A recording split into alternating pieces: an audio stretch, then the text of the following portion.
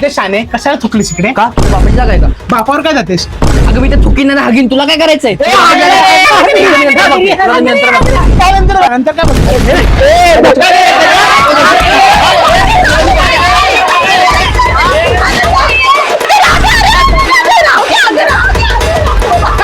तुम्हाला ढकलते का? थांबव ना.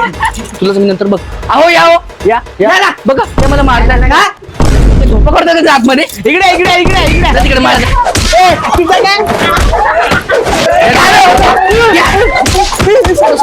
सोड.